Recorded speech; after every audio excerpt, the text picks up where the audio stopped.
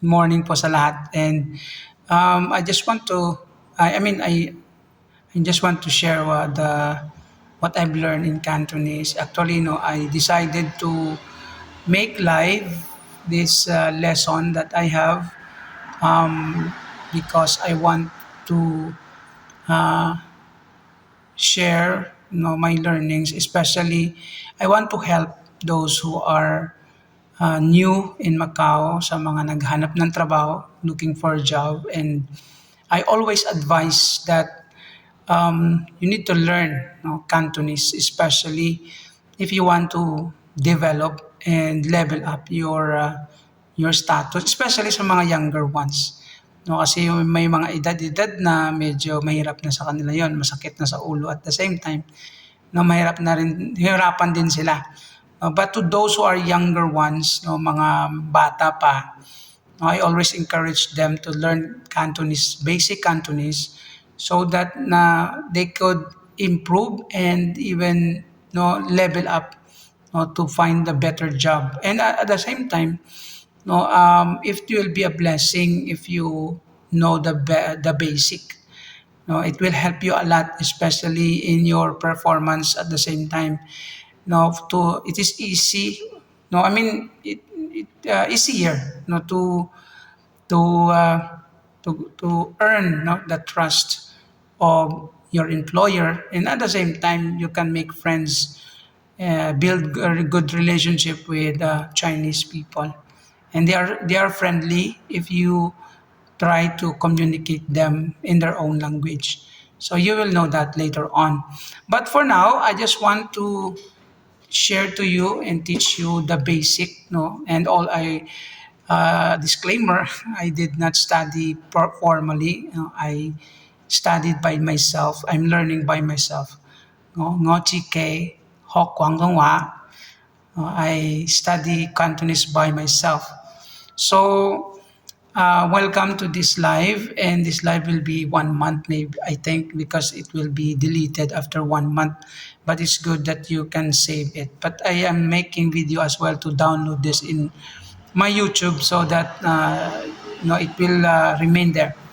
Okay, so I just want to share to you the basic. I always advise the person or those who wants to learn Cantonese to start in numbers. Because numbers is a very very important, and you can integrate it in many conversations, simple conversation, casual conversation. Numbers is always there, or most conversations are there because yan nagagamit natin sa mga daily conversation natin. So may ano na tayo, may viewer. Anyway, I'm doing this because this morning, because now I'm little bit free. Okay, so first that you need to know to learn is the 6 tones. No, actually there are 9 tones according to some lesson guide, but in my lesson guide there are only 6. No, the basic 6 tones. So you need to learn it, and master it. No, the 6 tones. So I just want to show you the guide, the lesson that I have. So I don't know if it is clear that the 6 tones in Cantonese. So first you need to master this. Okay, number 1, high level. Belongs sa high level and low level. So high level number 1 is C. Now, if you see the word C there, that's SI. And there is hyphen or dash at the top. C, that's the proper pronunciation or the tone of that word. C, and then the second is high rising, which is C. C. You need to stress going up. That's C, and then the third one is C. C. No, that's the middle level, and the fourth one is C. Pababa, low falling, C. And the fifth one is C. No, paakyat naman siya pero that's a low level, low rising, no? Rising, low rising. C, and then the sixth is C. No, that's a low level C. If you notice the low falling or low level, there is an H. No, that's the sign of low level. Ibig sabihin na belong sa low level yung word na yan. Yutpeng, no, yung at the right term. So that's why you need to mark that H, no, sign of low level. So you need to stress it, no, in a low level. So C, C, C, C, C, Se. No, so that's the 6 tones, and the meaning, you can see the meaning there. Excuse me. Ang meaning is, number 1 is poem. No, the C, poem. And the second is C, history. These two words, no, it's not common to parang hindi siya nagagamit in a casual conversation. But the rest is very important. So the third level or the middle level, C, no, that is try. Kaya lagi po natin to maririnig yung C na word, no, kasi try po yan. Like when you ask somebody to try, no, ngo siya takmtak, no, no, tapos may sabi sa'yo na try it, siya, no, try it, no, that is it means. And then the low falling na C is time. So lagi din niya nagagamit yung C na nabababa. No, that is like mosikan, no, wala akong oras. Yausikan, yaumosikan na, may oras ka ba? So that is how you use the word C. And another C, no, low rising, that's market. No, kaya di ba yung red market, Hongai C, tapos ano pa? Yun na market C, red market, Hongai C, no, dito sa red market known landmark. And then the last is C, no, matter. And the word matter, no, lagi mo ito maririnig sa casual conversation sa mga tao. Especially pag yung may mga nangyayari, di ba? Minsan, mga Chinese marinig mo, yamo siya, may problema ba? No, or what's the matter? No, pwede rin gano'n. So sometimes ang sagot is mosi. Ibig sabihin, no, wala. No, there's no matter. That's the literal, but the understanding is nothing like that. But the word matter is there. No, kaya it's very important. Marami pang usage yan. So, no, master the 6 tones.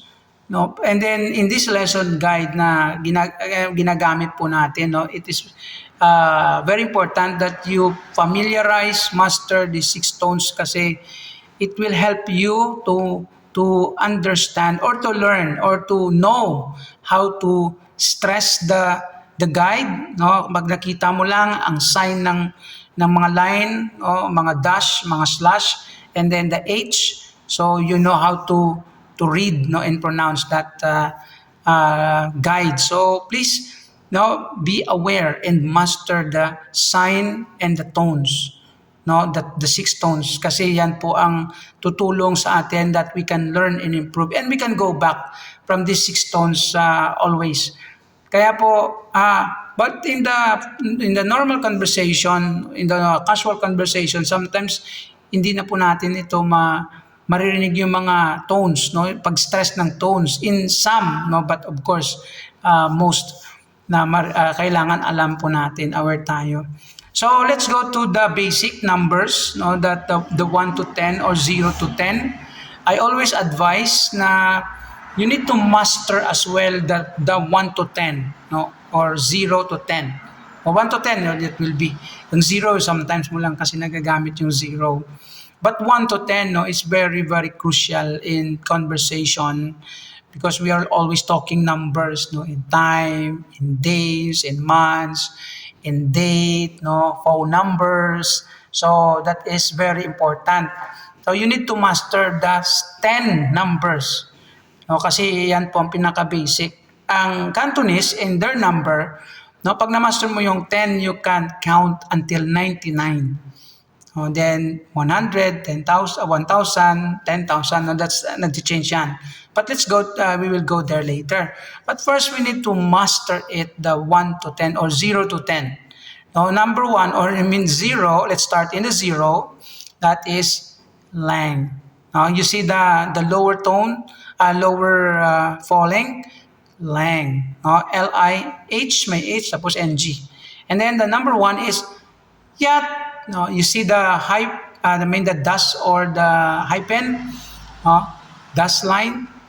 Yat. No, you need to stress the word or the exact tone. No, yat. No, kasi importante din yan. No, may confusing din sa word na yat or yat. No, okay. So number 2, yi. No, that's low level. Yi. No, then the second word of 2 is leong. Leong, no? Yi, then leong. So ang two kinds of 2 in Cantonese, no, na nagagamit po ito in the specific areas, no, depende sa context. So for example, ang yi is nagagamit siya po sa tawag nito in the clock. No, actually sa clock, no, so like 2 o'clock, that is leong tim. No, ang ginagamit yung leong. So ang yi, no, sa 12, yun ang sap yi tim. So kailangan alam mo kung paano gamitin yan, no. For example, in the money, ang 20, yung 20, nakikita nyo dyan, yi sap. And pagdating mo sa 200, ang gagamitin mo naman leong, no? Leong pa. So that is the usage of yi and leong in the numbers. And then number 3 is sam, ganun pa rin, no? Stress the high level. Sam. So yat, yi, sam. Then number 4, say. No, say, the middle level. Say. And number 5, low rising. Number 6, lock. That's low level, lock. Then number 7, chat. You need to stress as well, no, the chat. Then number 8, pat.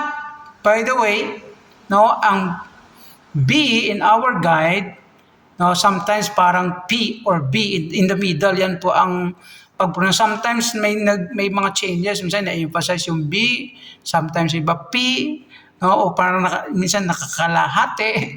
So that's why you need to understand, but it's okay lang to make mistake or maybe to interchange sometimes yan kasi naiintindihan yan. Then ang T, no, you can just don't stress the T, no, but make it a little bit T, no, or silent T. Pat or pat, no, that's either way. No, either way lang na maintindihan ka ng Cantonese kasi yun nga ang mahirap sa kanilang language kasi nga parang flexible sila, no, in that way. So pat, that is middle level, walang sign. And then number 9, cow, no, pataas, high, rising. Cow. You need to understand or to stress as well the tone there because maraming word na cow. I mean, ang word natin na yutpeng, no, yung spelling na J-A-U in the Cantonese. And by the way, marami pong guide in Cantonese, marami pong way of arranging the letters, or like we can say, ang term yan is yutping, no?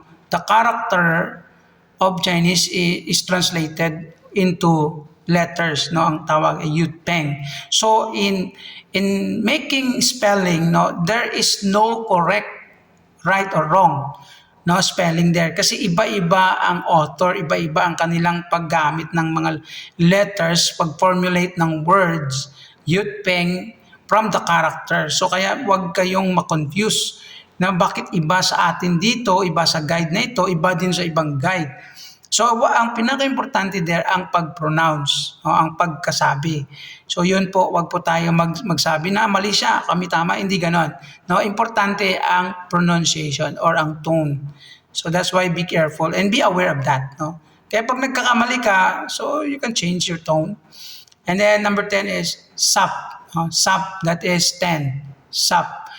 So, you need to master this, no, kasi it's very important. Then dito na, let's start in 0, lang, ano sa? Lang, no, pababa, lang. Then, yat, yi, leong, dugtong na lang natin yung leong. Sam, se, lok, chat, pat, kau, sap.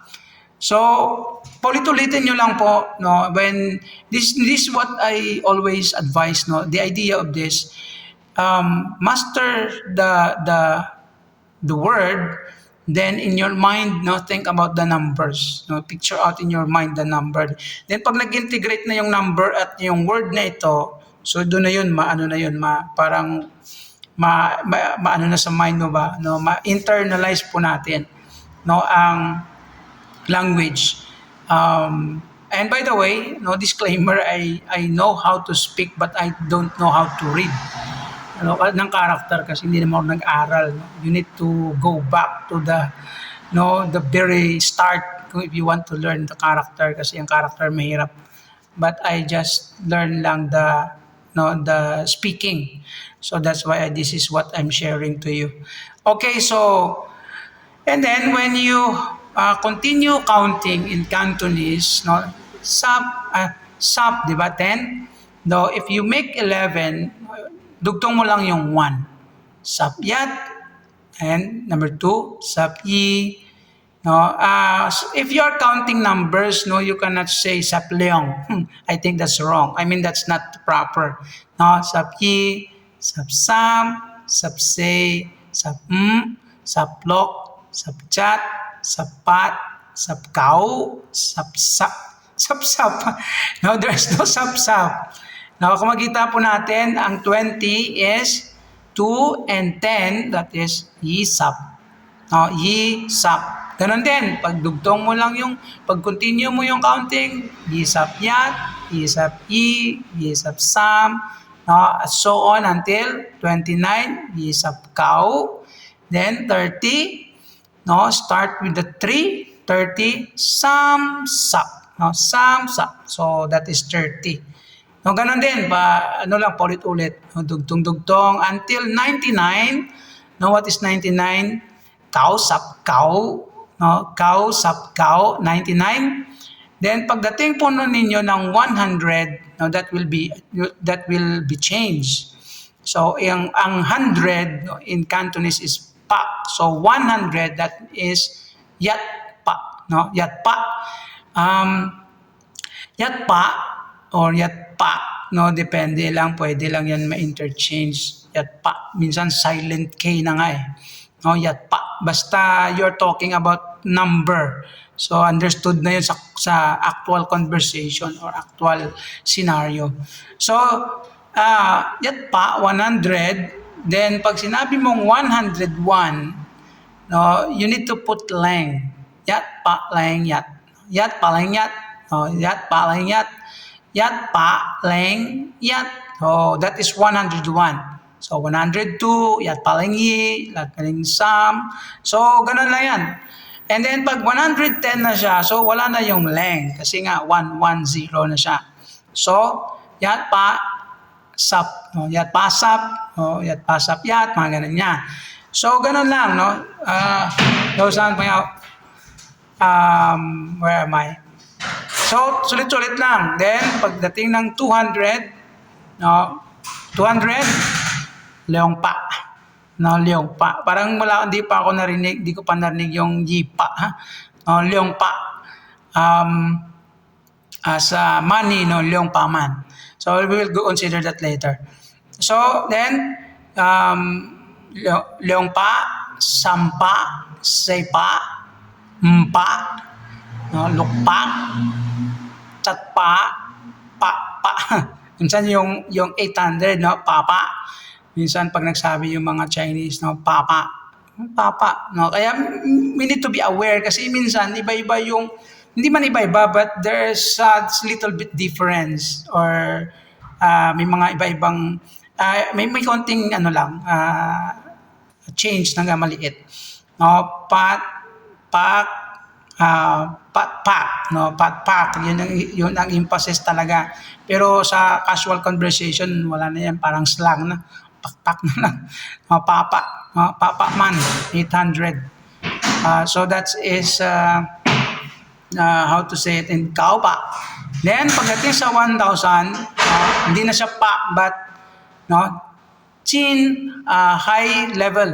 Chin, chin, always be reminded, no? Actually, ang kailangan sa 1,000, ma-emphasize nyo po ang high level.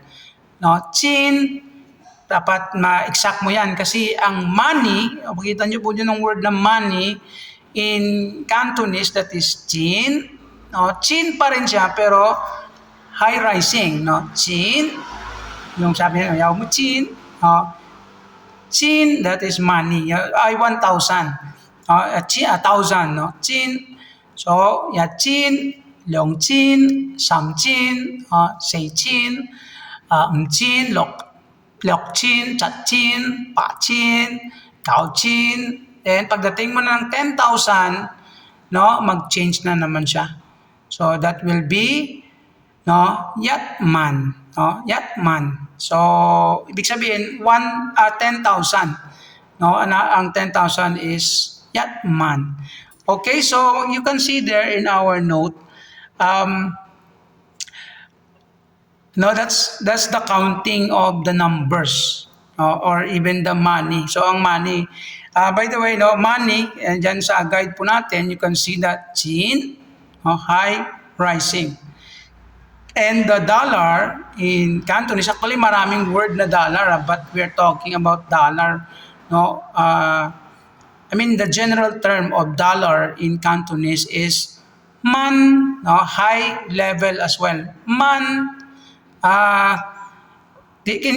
kung nakita niyo po niyo ang 10,000 is yatman, no, mababa, low level. But in ang dollar na money is man, mataas.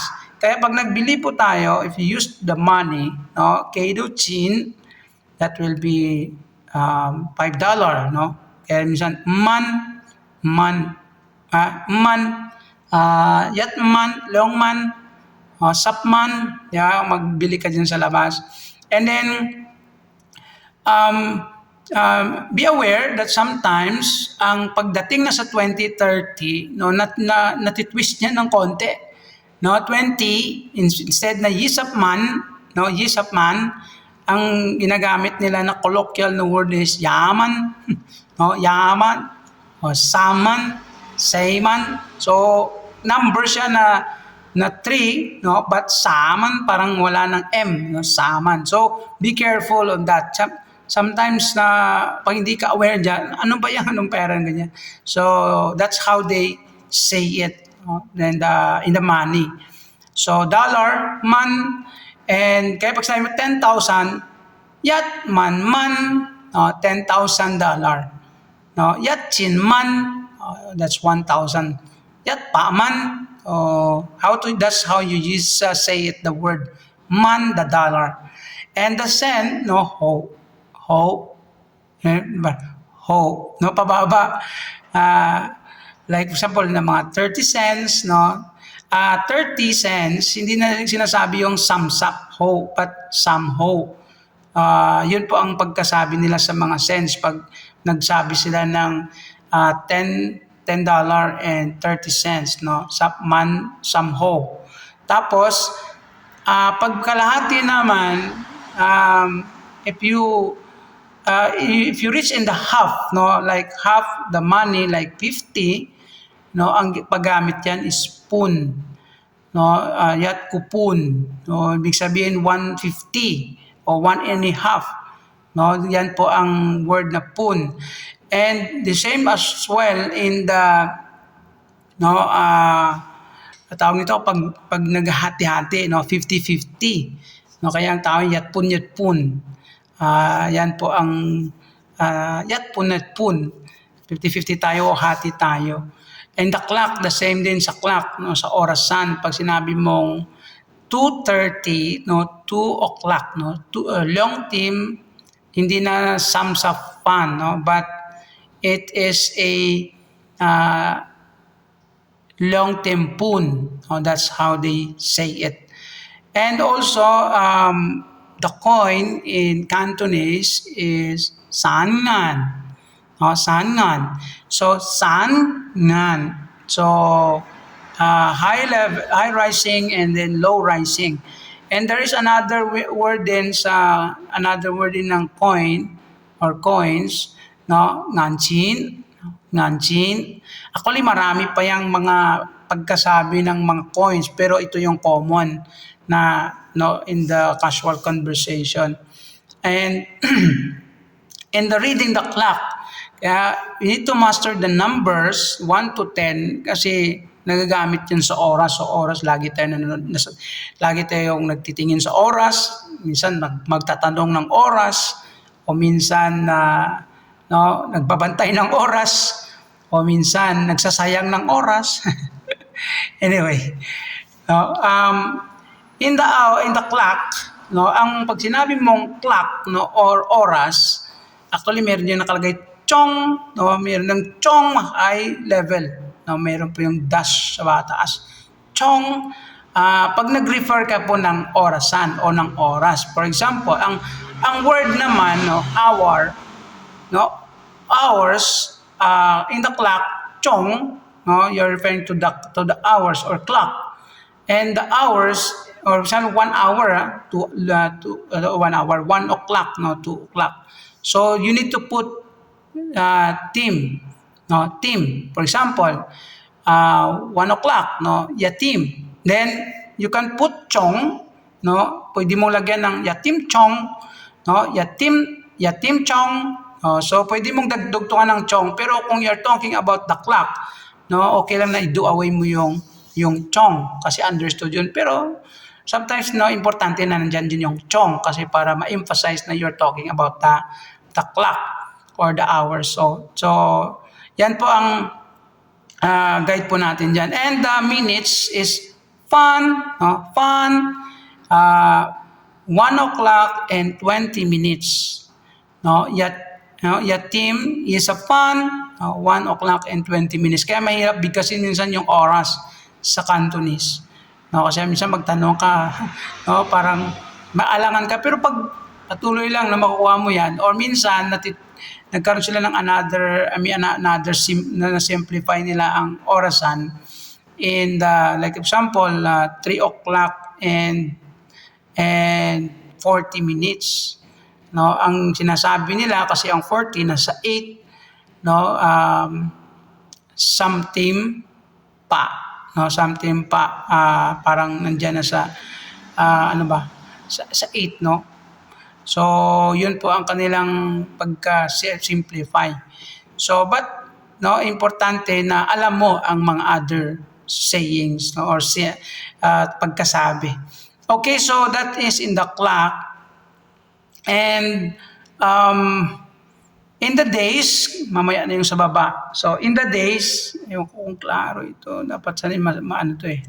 Ma-impas, ano ba? Ma-zoom para kitang-kita. Okay, yun. Days and dates. Days and dates. No, date. So, pag sinabi natin week, no, linggo, in Cantonese, singke. Singke. If you notice the high level and the low falling, may H kasi, singke. No, that's the week. And another word of week is lie by. No, lie by. Lie by. Low rising and then middle level na by. And mostly nagagamit yung singke. Madalang lang yung lie-by, no? Madalang lang pero nagagamit yan ng mga mostly mga matatanda. Lie-by. So, and then you need to remember that that's that word week. And the word day, no, is ya. if you remember the word yat, no, number one, and kaya kailangan maalaman mo or alam mo kung paano siya i-stress, no, ang word, no, ay ang one, yat, then ang day na yat, no, yat, yat, o, ibig sabihin today, no, yat, tomorrow. So, consider natin yan sa next time yung mga araw na yan o yung mga sa time yan. No? Yat. Then, ang month in Cantonese is yut. No? Yut. Parang maliit lang yung yut. May silent, little yut. A T. Yut. Then, ang year naman is nin. Nin. So, that's the date. No? I mean, in regard to the days and dates. So let's go to the days, no, the days, the 7 days of a week. So yan po, Monday, that is number 1, Sing Kay Yat. If you remember, I mean, sa atin, sa calendar, no, ang one, or number 1 is Sunday, but in Cantonese, that is Monday, the first day of the week. No, sa kanila is Monday. Sing Kay Yat. Sing kay Yi, Tuesday. Wednesday, Sing kay Sam. Thursday, Sing kay Say. Friday, Sing kay Saturday, Sing kay Lok. And Sunday, Sing kay Ya. Kaya confusing ang Monday and Sunday. No, kaya minsan pag nagsabi ka ng araw, especially Monday and Sunday, dapat ma-stress mo talaga properly ang word or ang number and the day, the word, no? Yat, sing kay yat, no? Monday, sing kay yat, no? Sunday. Kaya minsan nagkakamali din ako sa pagkasabi, hindi ako maintindihan ako ng araw ba minsan na dati. So pag alam mo, pag nagkamali, hindi ka maintindihan, balik ka lang, no? Ako nagkakamali, hindi naman ako talagang perfect, no, in this conversation, kasi minsan nagkakamali din ako sa pag-stress, especially pag nagsasalita ka lang ng konti-konti, hindi yung full conversation. Kailangan ma-stress mo yung proper tones or tone. So in the months, no, 1 to 12, the same pa rin, no? Kaya tandaan po natin yung word na youth sa month. Then, in January, that's 1, di ba? 1 to 12 until December. No? January, yat, yut. February, yi, yut. So on, sam, yut. Say, yut. Yut. Lok, yut. Chat, yut. Pa, yut. Kao, yut. Sap, yut. Sap, yat, yut. Ang 12, yi or leong? Sap, yi, yut. Sap, yi, yut. Hindi sap, leong, yut. I think that's not proper. Okay, so yan po ang the days, the months, and the weeks. And by the way, when you are referring to date, no, the date, especially you are talking about the date in the calendar. So wala kasi sa note natin dyan. No? Pag nagmi-mean ka ng date, no, sa calendar, you're talking about the date. You need to put ho sa dulo. For example, no, ngayon, today is October 11. No, October 11. So, what is October? Sap-yut. And then 11, Sap-yat. So, when you're talking to the date, Sap-yut, Sap-yat, ho. Sap-yut, Sap-yat, ho. So, that is, no, October 11. No, lagyan mo ng ho. The same din, if you're talking about the number, like phone number, no, your number. Minsan may magtatanong, yaw mo tinwa ho. Tinwa is a phone, so number is ho, phone number. No, yaw mo tinwa ho. Ni tinwa ho, mea, no, or what is your number.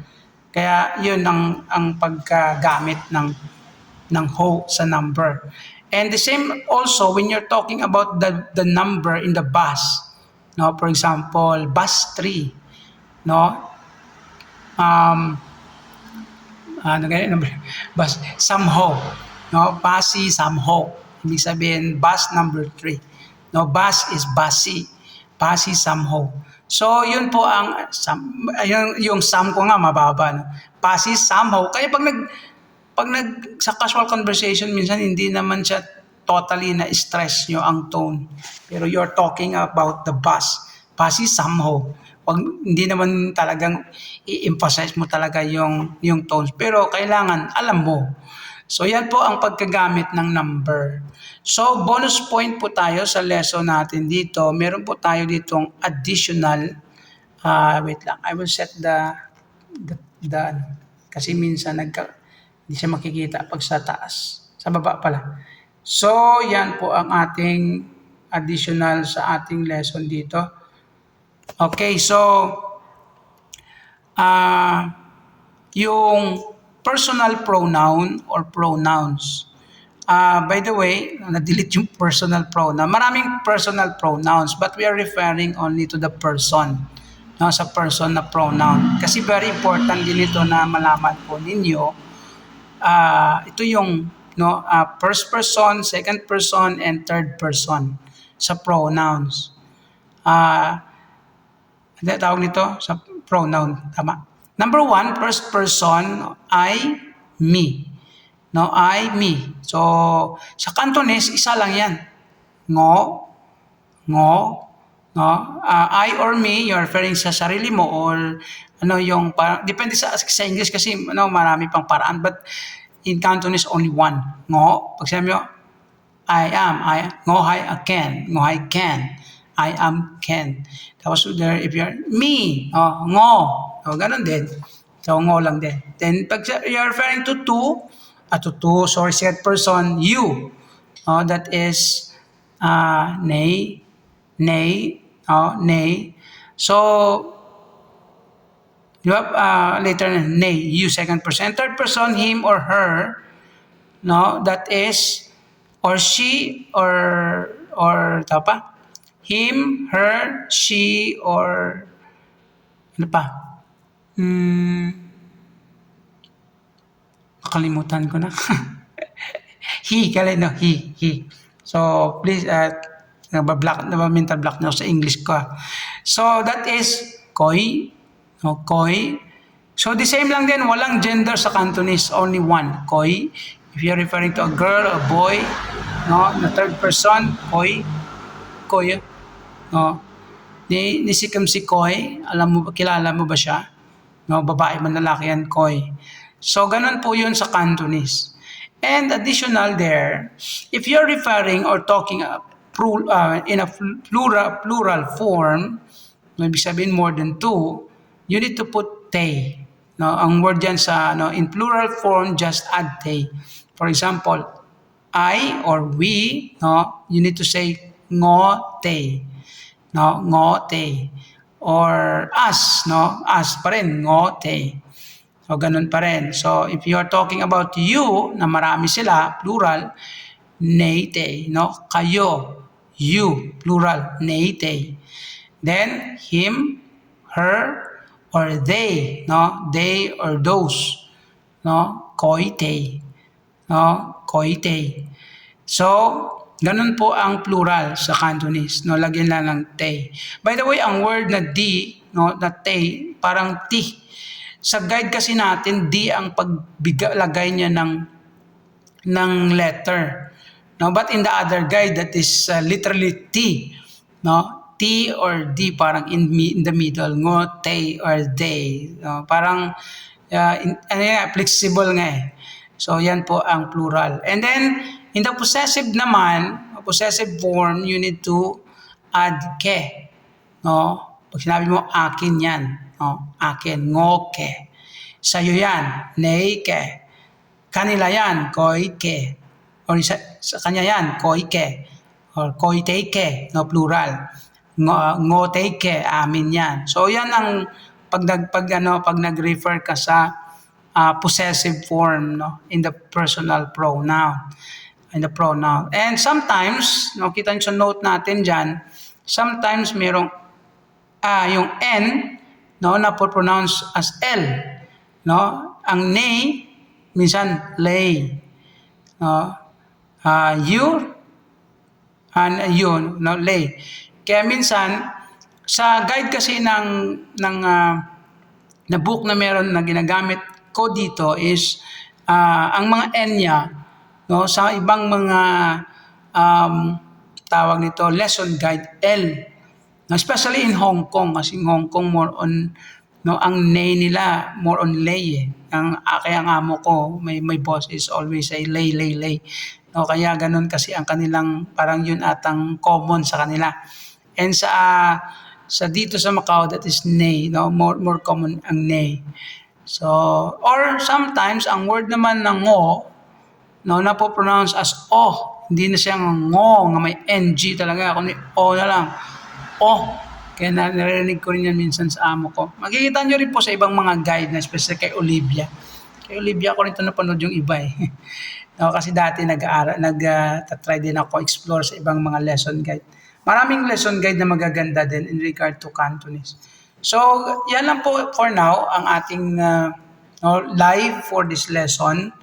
And no, hopefully we can proceed to the next lesson. Actually, I formulate 10 lessons in this basic conversation, and I want to do more pa no, next time, but hopefully I could make more lessons from it so that ma-share ko din po sa inyo, sa mga gusto at mawiling matuto ng Cantonese, no, and wants to improve and level up, no, his or her status, especially in the work, no, na especially ang mga kakilala ko ng mga bata pa na mga sa DH, I encourage them to learn Cantonese kasi pwede sila mag-apply next time sa mga company, and mostly na mga company, no, tinitingnan o tinatanong kung may basic ka na Cantonese. Kahit konti lang, basta meron ka, no, kasi malaking bagay po 'yun. At sa mga Chinese, pag nakita nila na nag-aaral ka o porsigido ka at meron kang alam, pwede kang mag-improve pa. Kaya no, masaya sila doon. At makita nila na potential ka, no, especially in your intellect, na ano, kaya sa kanila bright na 'yon, eh. No, pag marunong ka sa kanilang salita, especially no, nag-i-improve ka sa language nila, and makaka-build ka ng good relationship. At the same time, no, mabilis ma-earn ang kanilang trust, no, and mabigyan ka ng tiwala sa trabaho. So yun lang po ang encouragement and praying na we can do it again. By the way, no, I like this one because I already started a lesson series in our church sa mga bago na willing mag-learn. Last time we talked about this lesson 1, and then this coming Sunday, hopefully we can proceed to the lesson 2, na para tawag nito, grow pa. Sa next time na lesson is about the date or the time and date. Like tomorrow to yesterday, mga ganyan. And there are many additional pa. So thank you po sa inyo, and I hope na ma-share nyo po ito sa iba na mga willing to learn, especially sa mga naghahanap ng trabaho dito sa Macau. Thank you and God bless po sa lahat.